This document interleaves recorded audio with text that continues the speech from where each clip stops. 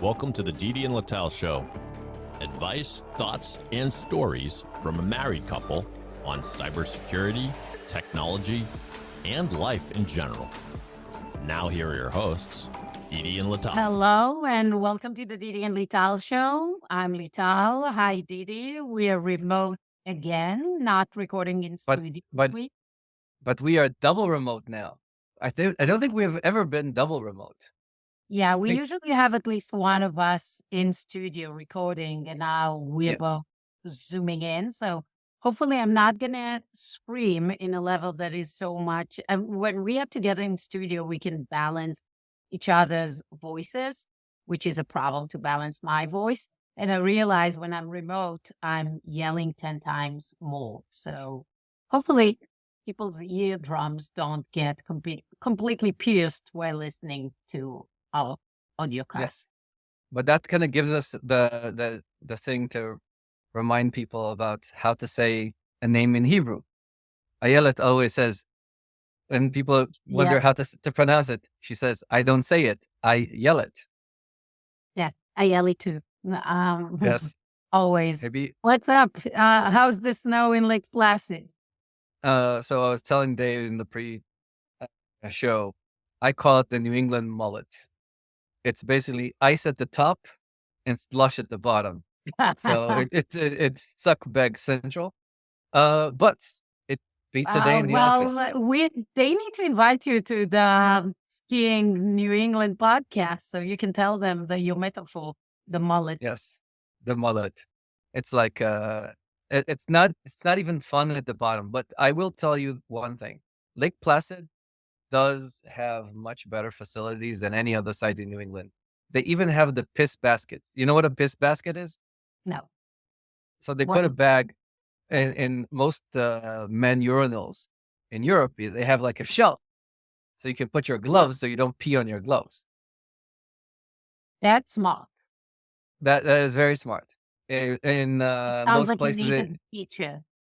it's very common in Europe. The first time I went to ski in Sanopi and then see the pee basket, I said, "What the fuck? Am I supposed to pee on my gloves?" I had to move all the gloves into one That's hand and put so it. much TMI for like an episode. Oh my God. Yes, but it's important to know. Pee baskets, very important feature. Okay. For all the females listening, we learned something now. Good to Yes. know. The other thing that's important to know. I thought is that okay, hold on. I thought it is where you put your helmet. No. You can leave your helmet on. It's on your head. There's like a Most basket. Europeans don't use helmets. So that's So in Europe, there's like either a basket or a shelf that you can put your beer and your gloves. well, beer is basically the same as what you're urinating. So why bother? Okay. So Yes, exactly. yes, Yes. exactly. Um, So Bruins made it to the playoff in a very classic New England shitty sport way, which is another team lost, so the Bruins got it. Yeah, they clinched. Yeah, they'll be first in the Atlantic. Yeah, I hope they won't be and play the suckbag Leafs and win a round, but that's one. But on a sadder note, it's actually not a sadder note. My boss said something very, very smart, and I really liked her point. Daniel Kahneman died this week. And one of my peers, the guy who owns AI, said, "Wow, what a colossal loss." And the reason I thought the same as he did that is true. is that he is in the middle of creation. At least to our understanding, he was taking real action. He was very important. He was very active, by the way, in the anti-judicial change in Israel motion prior to Extremely. October 7th. And very opinionated about it. Very opinionated, very vocal. He contributed to science on a continuous basis. But my boss said, and I really liked, she said, but look at how a life should be celebrated. And the piece that was written about him and the audio and the podcast that came out after that It's amazing. It's like many, many volumes of contribution and data. And one of the things I really liked from one of those podcasts, and kind of my goal for this episode is to summarize a whole bunch of stuff that's out there from my perspective, is that he dealt with the philosophical element differentiate man from the rest of creation, of how our thought should be interpreted and how thought makes sense. And he always challenged things with regards to the thought. And Sorry, I'm kind of like taking, as usual, a step back because like we wanted to dedicate an episode for what we think are the contribution of Danny Kahneman, Daniel Kahneman, Nobel laureate in economics, together with Tversky. But and because we think that everything we're doing is so impacted by a lot of the work that he gave to the world. And we so much appreciate the way that him and his colleague did the research and the finding. So we thought of dedicating this episode, and maybe Didi, we take another step back and you introduce why you care so much about the work of Kahneman and who was it to those that, walk up now and like didn't even Google the name. So let's give the background and then we'll dive into the topic. okay. So Daniel Kahneman and Amos Tversky, Nobel Prize laureates, about the way to think of economics from a psychological viewpoint. This was Actually kind of like established this field of behavioral economics. yes, behavioral economics. For the founders of behavioral economics, the irrational or like the human factor that drives some economical decisions. Yes, and people that have been listening to our episodes for a while, like Aaron, and know that I'm all about consistency. Everybody knows the joke I was saying about the fact that math doesn't have opinions. There's no opinions in math. But both of them have shown that there are opinions in math. Not in the way that there's no right and wrong, but you need to understand what was the question that was asked. And a lot of times, from my perspective, what they've contributed to the world is to, when you get an answer, always think of what was the question that you asked and how would people interpret the question. And I'll give you two examples that are really, really cool and are really, really important of the way people think. And I'll give this example of, so for example, colonoscopies, one of our favorite topics because everybody poops and everybody goes to that direction. In colonoscopies, apparently, the reason that people are willing to do more colonoscopies is because one of the things that they've changed is rather than start with all the adverse possibilities of here is basically saying that somebody has 95% chance to survive versus 5% to die, people will make more of the 5% to die than the 95% to survive. The same number. It's the exact same number.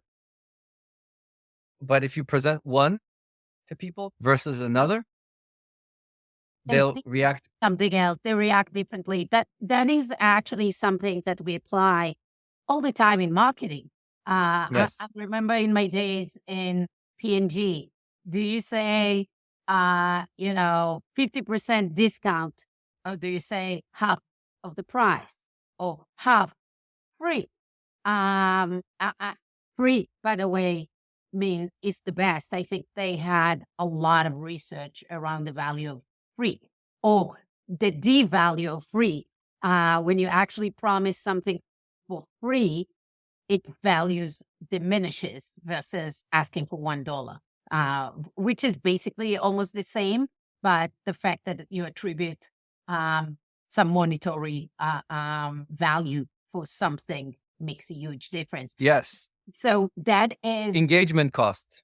exactly, that is an area of research that they have done a ton and is a basis for a lot of what we know and use in marketing for better messaging. Because the human brain, even though it's the same to say 50% off, half free, half the cost, we interpret it in a different way. And our reason to choose any of those claims when you're going to promote your product. So super interesting. Yeah. Yes. The other thing that was also important, and this is in a book from Amos Tversky that I recommend for everybody. It's called Critical Thinking, and I'll put a link to it in the podcast notes.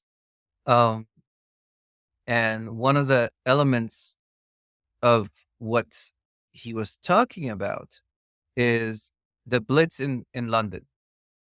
Everybody when they talked to German pilots, they said, no, we were not targeting anything. We were supposed to hit a military target. If this was too cloudy to something, we went over, released the bombs basically at random, and flew back. And they interviewed multiple pilots, and they swore that nobody was targeting. But if you ask Brits in the Blitz, they'll tell you this quarter was targeted a lot more than that quarter. And if you draw the map according to the quarters, you will see that more bombs fell in one spot versus another. But here is reality. London quarters are gerrymandered. They're not really defined. They're defined by office politics and a million other things. If you take the map and just turn it into triangles, you'll see that the bombs are distributed evenly. You need to know how to ask the question.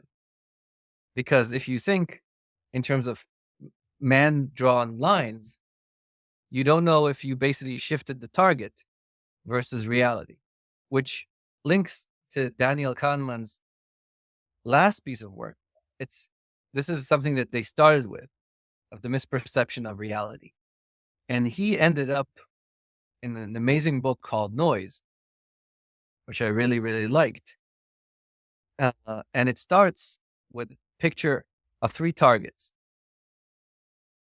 Somebody hits a target right there in the bullseye, 5 times right in the bullseye. Somebody else shoots all over the place. And a third person misses the target, but still has a very tight cluster of shots.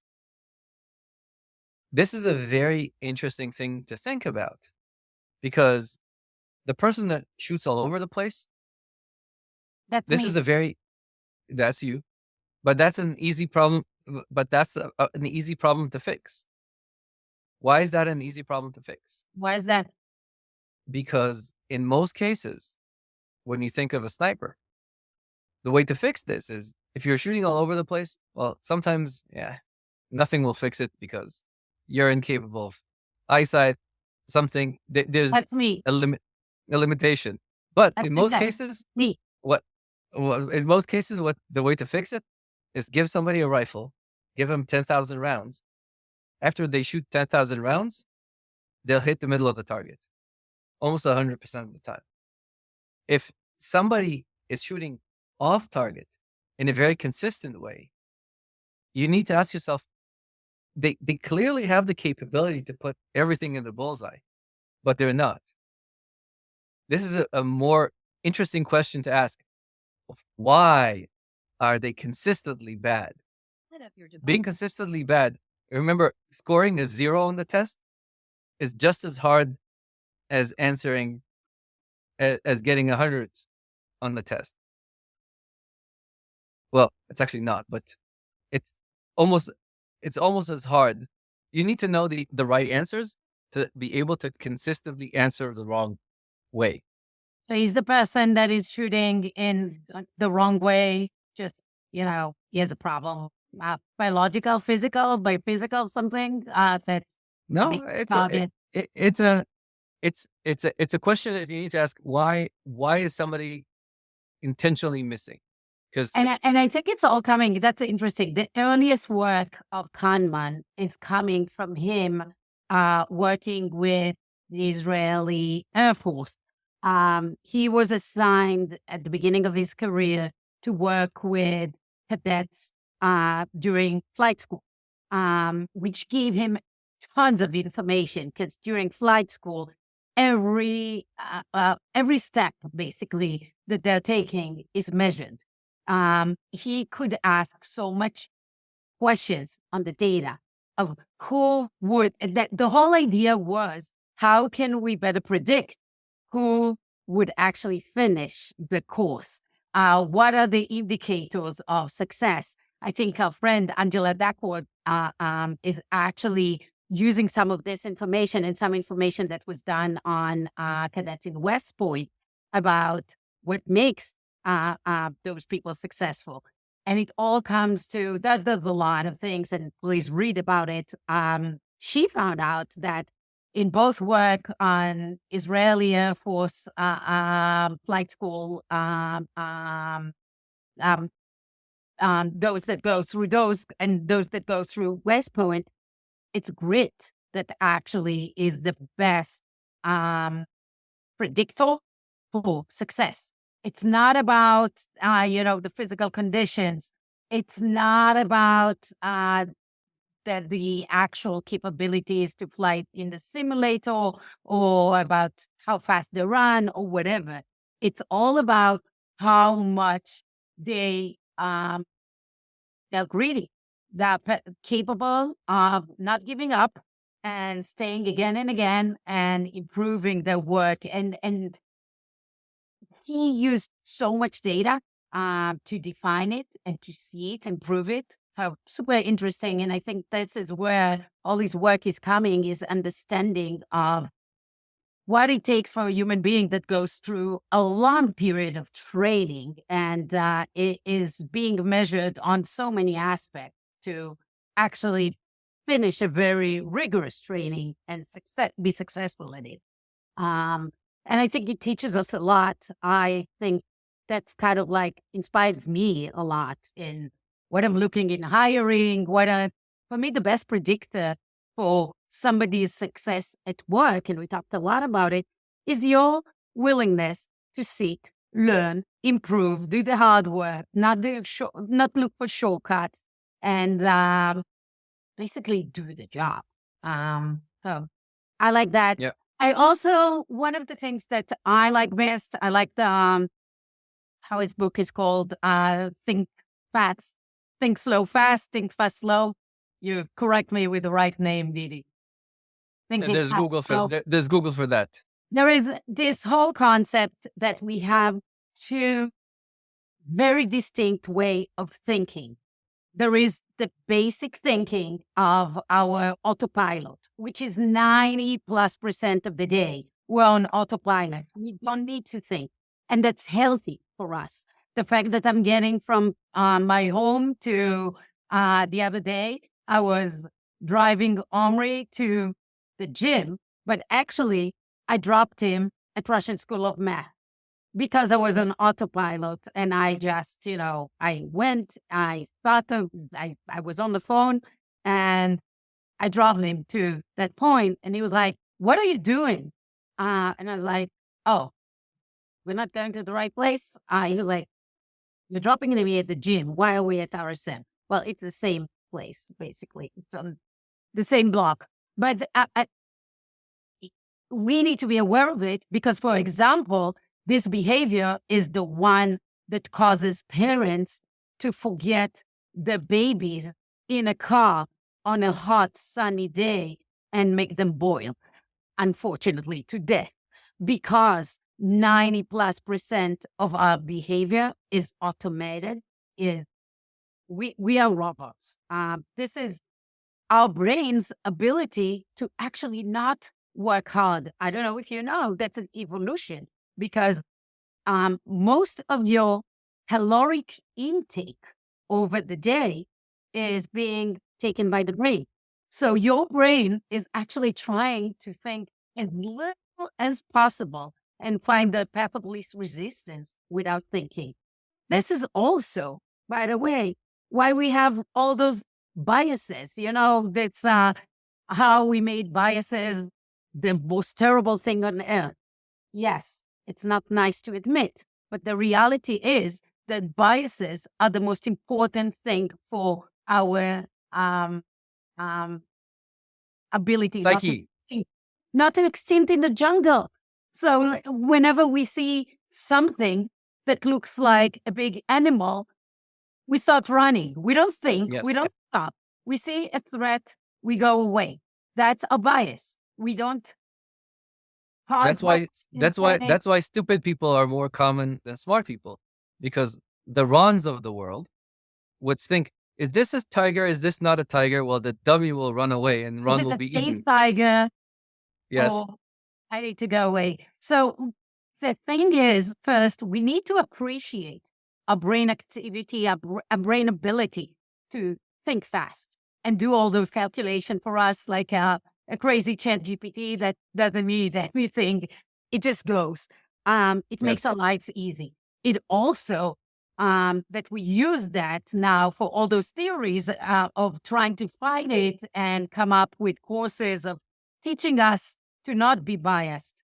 We need to realize that it's part of the biology. Yes, it's important to introduce ways of raising awareness for our biases, but we also need to understand that some things are just biological. So we need to think how to fight it.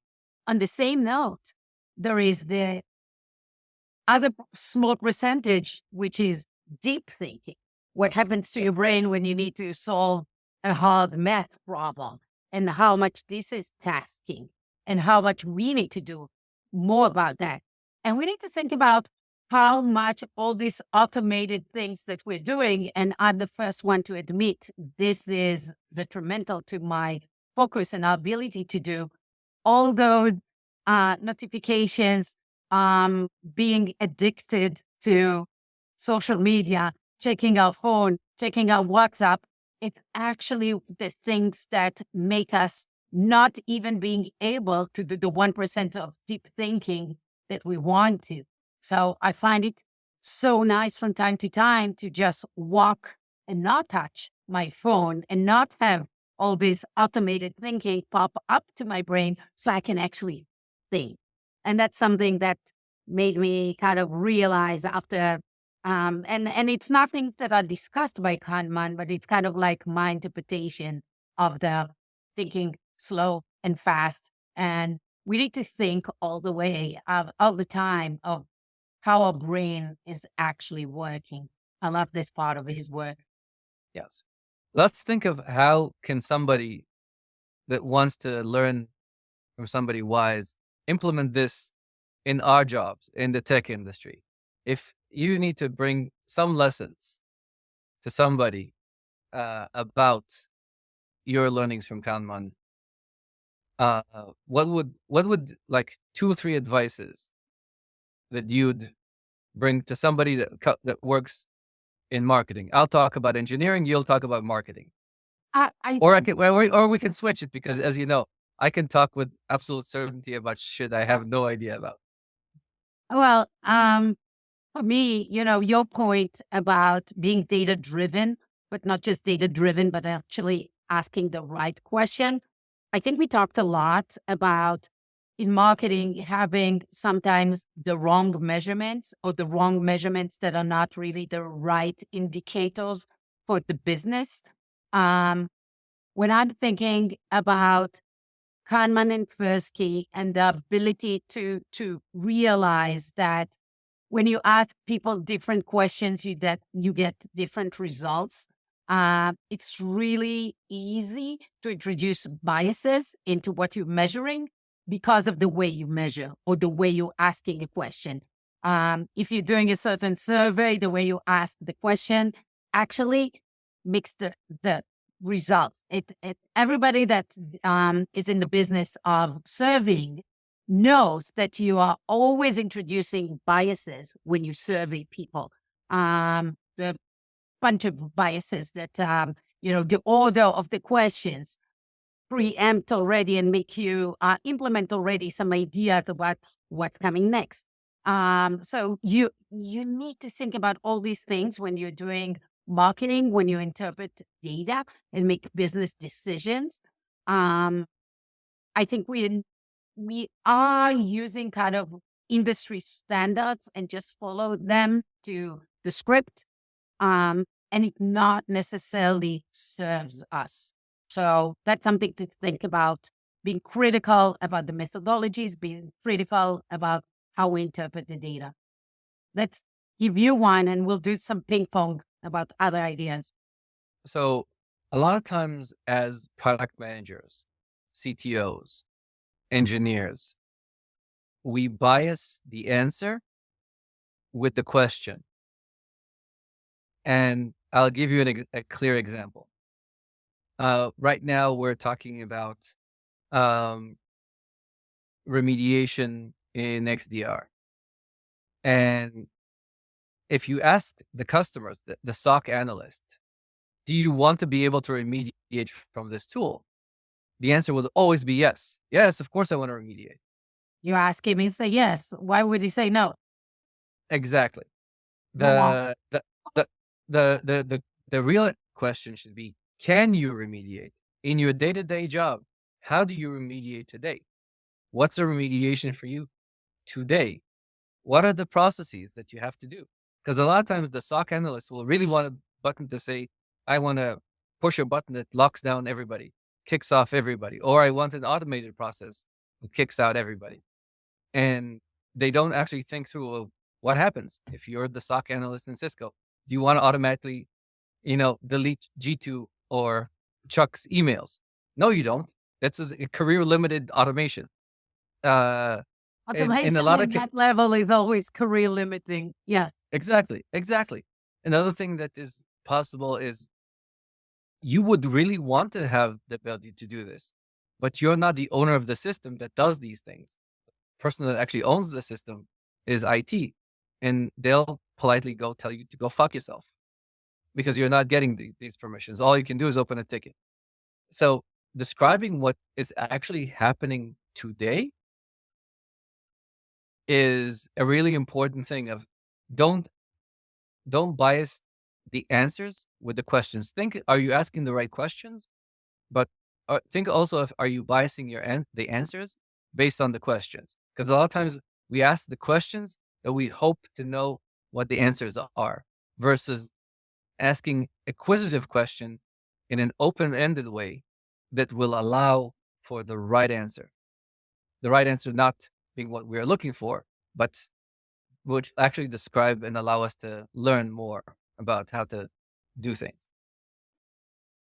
I'll now go into another idea of how the learning from Kahneman and Tversky can kind of impact what we're doing. And I'm going to connect it to a previous episode about AI replacing us potentially, or how can AI be a good force.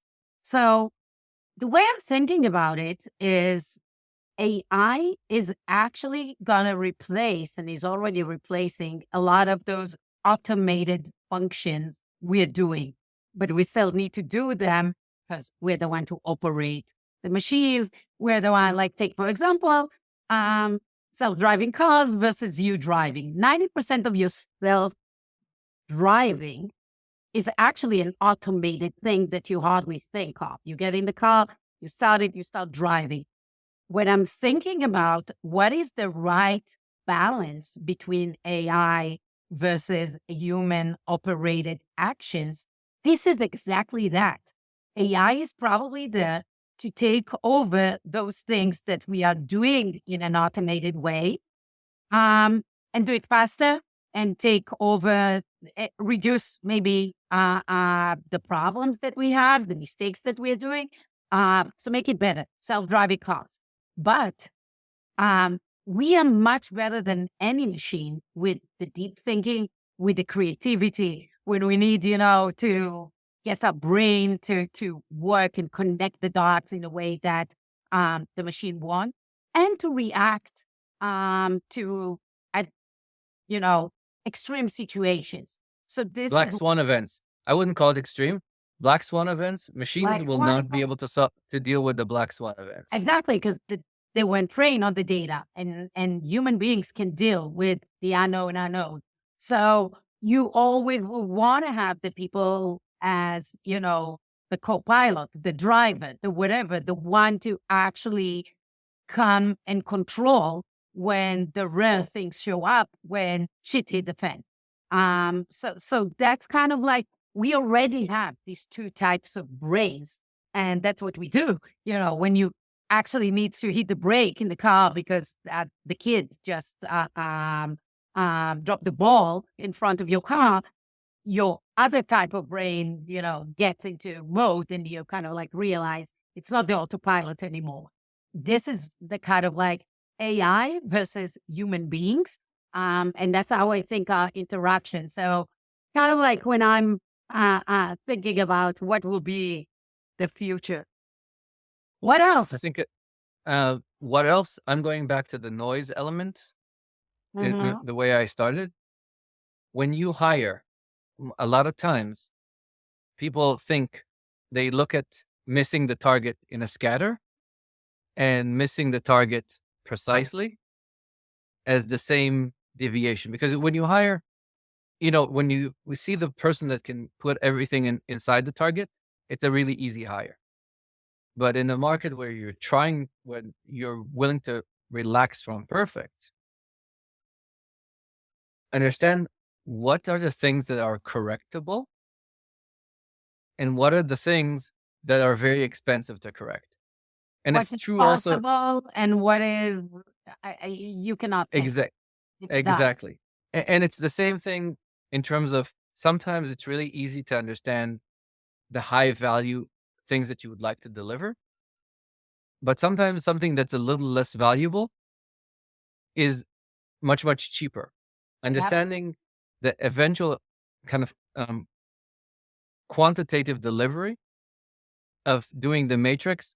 A lot of times we don't do the matrix. They've educated us on the matrix to say this is where high value, high effort is, but you actually want to get to do the things that are on this side, which is high value but low effort, or even lower down to say it's much, much easier to do the the the low effort to high value is a very important thing to understand. And they were talking about this a lot in the Undoing project when they were teaching uh, basketball coaches in college how to find prospects, because everybody knows how to get Michael Jordan. Everybody Eh, knows how to get Michael Jordan. I wouldn't say so. no. I'm saying that when you see Michael Jordan You on know how field, when you see something that is amazing, it's yes, exactly. When you see Michael Jordan, when you see LeBron James, yeah, that's a no brainer. The understanding that to find the Tom Brady, the guy that looks chubby and blah blah blah, understanding how to find Brad Marchand, the guy that's a fourth round pick and becomes the captain and 100 goal scorers. These are the guys that are the gems. And this is the skill to understand how do you find the, the diamond in the rough in the sixth round. This is the thing that is the real importance. yeah. And I think with that, I think we're running out of time because I do eventually want to go to see Ron play hockey, even though they suck. Um, so Excellent. Well, I let's think wrap it up. bottom line, we want to share that we highly appreciate the work of Daniel Kahneman. Um, there's nothing better than reading his book. Highly recommend all of them. And look at his work. There's so much that can be applied for day-to-day issues. And it's kind of like that. There's a reason why Kahneman and Tversky made behavioral economy such a hyped area, because it talks to everything that we're doing everywhere. So you had a great life, and we highly appreciate this type of work. Awesome. Didi, Thank you. anything else? Okay. Well, David, let's have the music, the outro. Thank you. Well, everyone, thank you for joining the Didi and Lital show. If you like the show, please rate and review us wherever you get your podcast. We are here on a weekly basis. See you next week. Thanks, Didi. See you next week. Thanks, Lital. Bye. Bye.